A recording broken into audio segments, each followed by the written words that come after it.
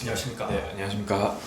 미스터 감이 퇴사하고 나서 대학원 진학을 고려하고 있다고 하셨는데, 대학원은 그럼 뭐 어느 쪽으로? 크게 보면 사회과학, 조금 구체적으로 들어가면 네. 법정. 사회과학 쪽은 좀 학부랑 완전 다른 쪽이잖아요. 그죠. 저는 이제 국문과 나왔고 네. 여기 영문과 나오셨지만, 사실은 저는 대학교 다닐 때 국문과에 대한 전공 만족도가 그렇게 높지는 않았어요. 아 진짜? 왜? 난 점수에 맞춰서 들어갔기 때문에 국문과 전공에 대한 만족도도 높지 않았고, 강의를 수강하면서 그냥 뭐 해야 되는 과제가 있고 수업이니까 따라갔지, 내가 정말 뭐 국어 국문학에 관심이나 조예가 깊거나 이러진 않았거든요. 그러다 보니까 저는 학교 다닐 때 전공과 관련된 일이나 전공 분야보다는 전공 외적인 일을 되게 많이 했어요. 뭐 인턴, 뭐 공모전, 제가 만들었던 퍼포먼스를 가지고 취업을 한 케이스예요, 저는.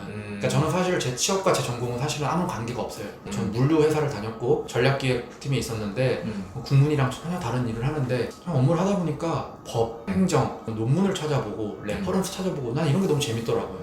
그래서 이걸 한번 배워보면 좋을 것 같다 하는 판단이 들었죠. 그러면 국문이 왜 싫었어요? 국문이 조금은 재미가 없었던 이유 중에 하나가, 국문인데 국어에 대해서 배우는 게 아니고 뭐 고시대의 옛날 거 중세국어 막 이런 거 있잖아요. 뭐 배워 그러면? 중세국어라는 게? 중세국어의 어떤 학자들이 남긴 기록을 보고, 아니면 뭐 문학작품? 문학작품 보고 하는 건데, 이게 사실 책도 재밌어서 읽는 거랑 이거를 뭐 과제를 하기 위해서 읽는 건 다르잖아요. 그런 수업이었다 보니까 난 좀 되게 어렵더라고. 한자도 많고. 아 그러네, 한자도 많겠네. 중세국어는 또 지금의 우리가 쓰는 그런 국어랑 다르잖아요. 그건 어떻게 보면 해독해야 되는 수준이고, 뭐 국어 의문론 해서 옛날에 뭐 소리 어디서 나는데 사람이 이렇게 코 이렇게 비강 그려놓고 여기서 뭐 울림 소리가 나니 뭐 거센 소리가 나니 하는데 좀 너무 그냥 어렵더라고 나는. 그래서 난 사실은 국어 국문이 너무 어려웠어. 그래서 나는 좀 안 맞았던 것 같아. 제가 거꾸로 이제 궁금한 게, 영어영문학과 나오셨는데 영어영문학과는 좀 맞으셨나요? 저는 사실은 재밌게 다녔어요. 재밌게 다녔어요? 네, 좀 맞는 것 같아.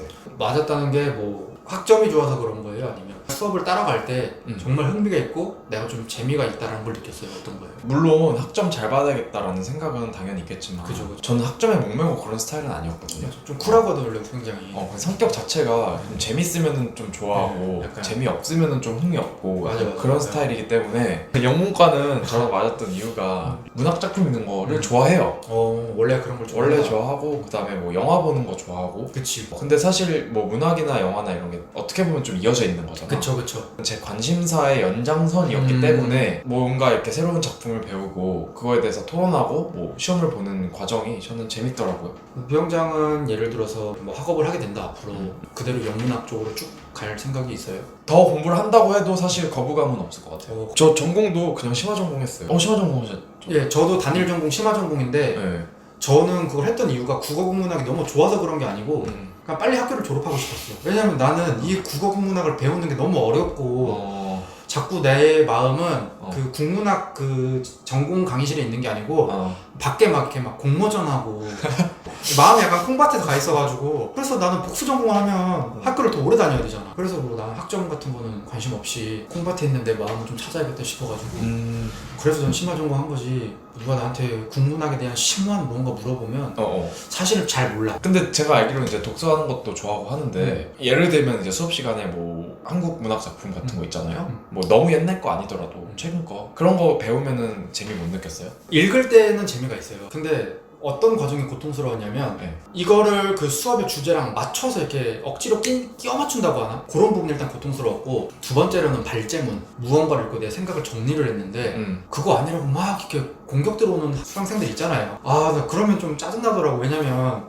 내가 그렇게 느꼈다는데 뭐 듣고서 너는 그렇게 느꼈냐, 나는 그렇게 느꼈다라고 이렇게 이 정도의 토론이면 모를까, 가끔 이렇게 학점을 잘 받으려고 막 이렇게 공격하는 사람들이 있어요. 좀 싫더라고 그런 게. 그래서 나는 만약에 대학교 전공을 바꿀 수 있다고 하면 국어 국문학보다는 아마 다른 걸 택할 것 같아요. 법학이나 뭐 행정학이나 사회과학 쪽이나 본 전공을 하지 않을까 생각이 듭니다. 궁금한 게, 영문학인데 교직은 또 안 했잖아요. 네네.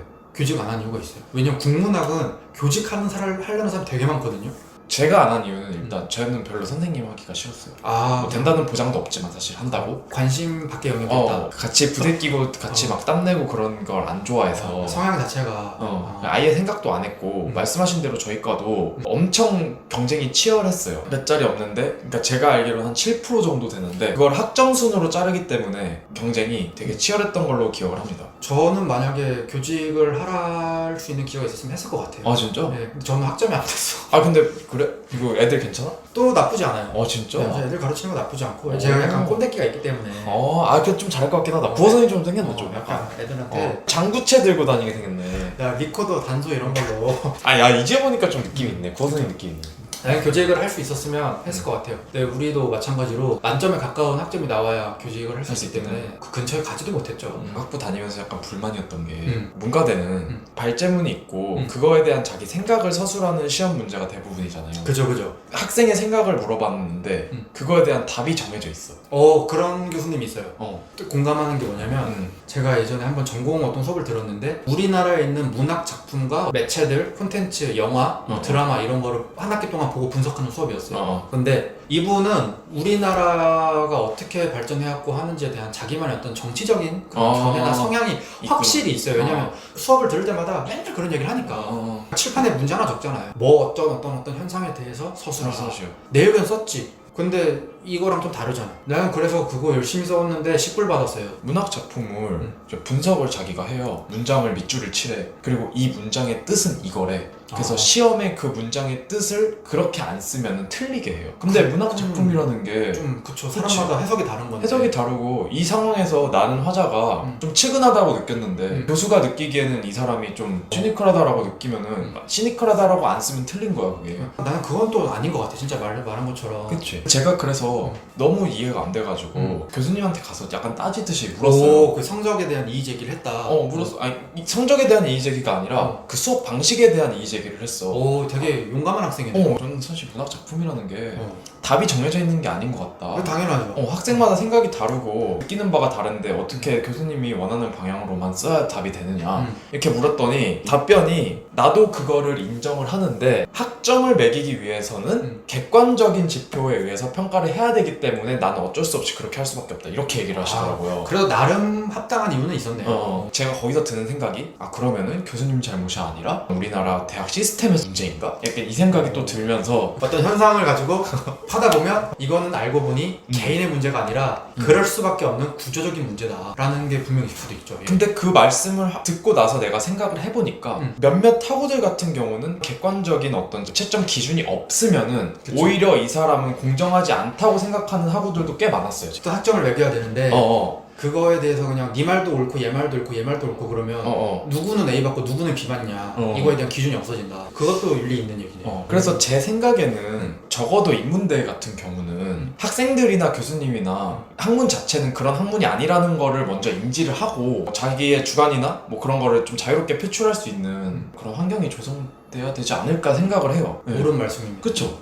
저도 약간 공감을 하는 게 학교 다닐 때 수업 듣다 보면 똑같이 어떤 작품에 대해서 분석해서 발제를 해와라라고 했는데 교수가 보기에 이거 너무 훌륭한 작품이에요. 그래서 이렇게 앞에다 이렇게 띄워놓고서는 다 같이 봐라라고 했을 때 저도 이걸 읽으면서 야, 저 사람은 되게 분석을 잘했다라는 게 있어요. 그러면 학점을 매길 때 단순히 그냥 딱 이 가이드라인을 가지고 맞냐 틀리냐 이런 부분도 필요하겠지만 이 학점을 매기는 거의 일부분은 우리 학생들이 판단을 했을 때 이 사람 굉장히 좀 참신하고 분석을 잘했다라고 하면 그 부분도 어느 정도는 반영을 하는 식으로 가면 그럼 또 어떨까 싶네요. 학점이 어떻게 보면은 이제 졸업 이후에 취업이라든지 여러 상황에서 너무 중요하게 작용을 하다 보니까 거기에 따른 좀 어떤 부작용이 아닐까 싶기도 한데 제가 이제 또 이제 또 꼰대 꼰모 이제 한 말씀 드리자면 저는 이제 뭐 퇴사도 결정을 했고 회사도 한 5년 가까이 다녀봤고 입사도 해본 입장에서 사실은 학점이 크게 중요한 건 아닌 것 같아요.